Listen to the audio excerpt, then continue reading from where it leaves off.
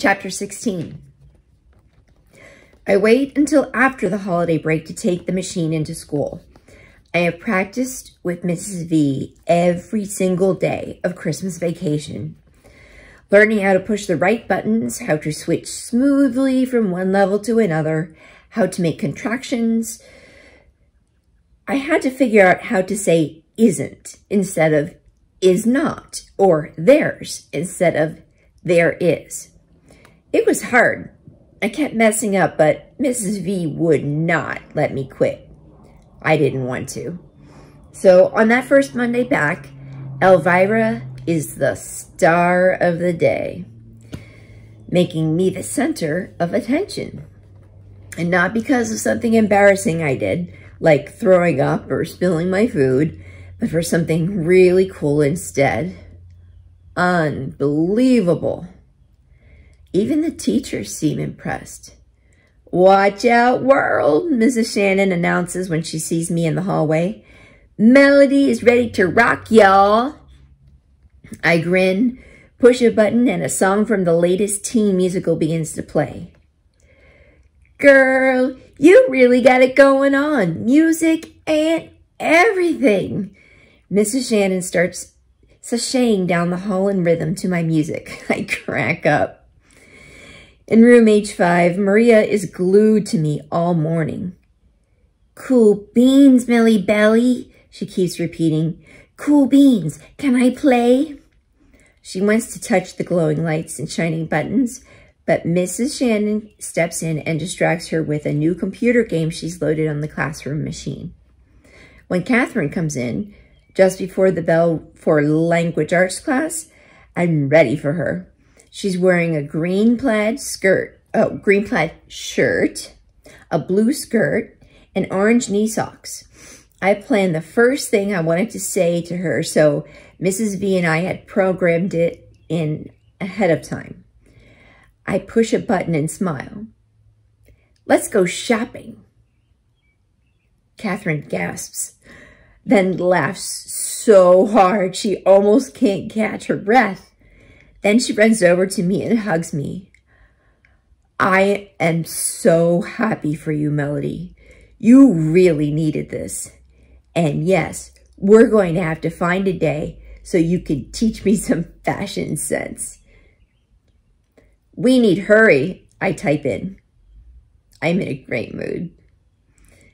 "You're a cold-hearted woman," Catherine declares, still laughing. "But for now, let's get to your inclusion classes and show off this cool new machine." I shiver with excitement. When I roll into Mrs. Gordon's room, as usual, nobody looks up except for Rose, who flashes me a smile. Then I turn the volume up real loud and I push a button. "Hi, everybody. I have a new computer." Heads turn and voices whisper. They make computers for special eddies? It talks? Mine doesn't do that. Does yours? You don't need yours to talk. It sounds weird. So do you. What could she possibly have to say anyway? But Connor jumps up, his shaggy blonde hair flopping into his eyes, and says loudly, "That's awesome, Melody!" And because he's one of the popular kids and probably the biggest and tallest kid in 5th grade, I think because he gives his okay, the rest of the students decide to leave it alone. Well, most of them. Claire, who was the first in the class to get her own laptop and who made sure everybody knows it, when she gets a new phone or a Wii game, sniffs and says, "It sure is a funny-looking computer. But I guess it's perfect for a kid like you." She and Molly exchange looks. I swear they think I'm blind.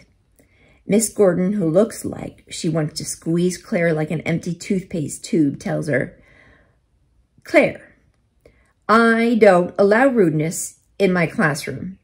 Now sit down and hush." But even Claire can't dim my good mood. I push another button for a sentence Mrs. V and I prepared ahead of time. Somehow I knew I would need it. The machine says, I talk to everybody now. Claire, too. I see her scowl, but everyone else laughs. They all want to touch the machine or push a button or try to operate it, but Catherine keeps them away and lets me do all the demonstrating. I go to the green level, the jokes. Knock, knock. Who is there? Several people reply together. Isabel, the Medi-Talker says. Isabel who? The kids surrounding me reply. Isabel out of order? I had to knock. Everybody laughs at the silly joke with me. Even though my arms and legs flail out and I drool a little as I laugh, it is the first time in my entire life that I feel like I'm a part of a group.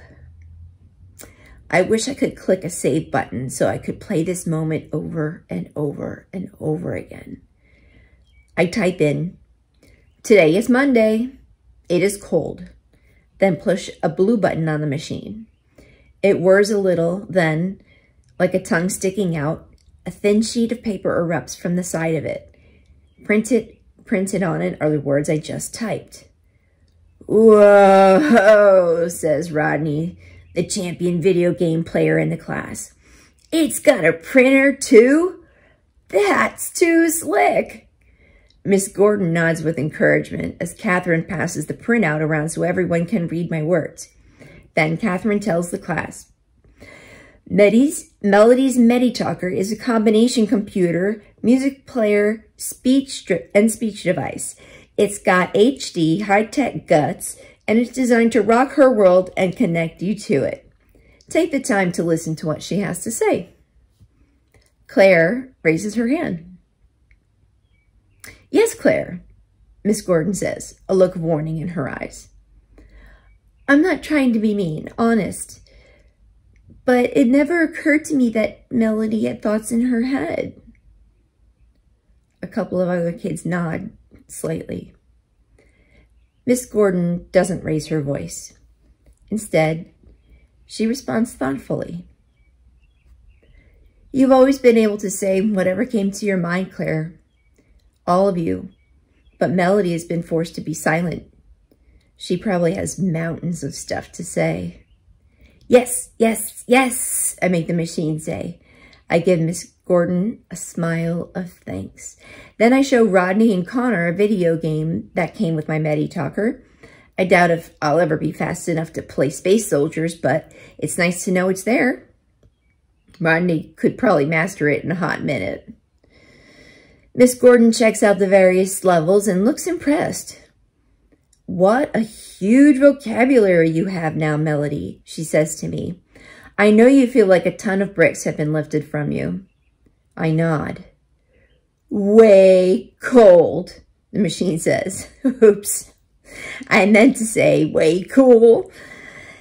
I feel my face getting warm as I hear Claire and Molly snicker. But Rose pulls her desk close to mine.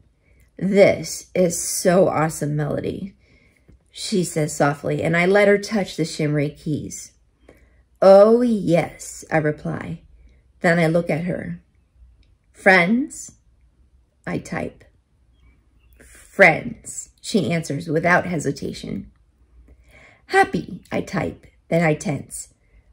I hope I won't do anything stupid like knock something over with excitement. Rose is looking intently at me. I can't imagine what it must be like to have all my words stuck inside, she finally says. It sucks, I type in. Rose chuckles. I feel you.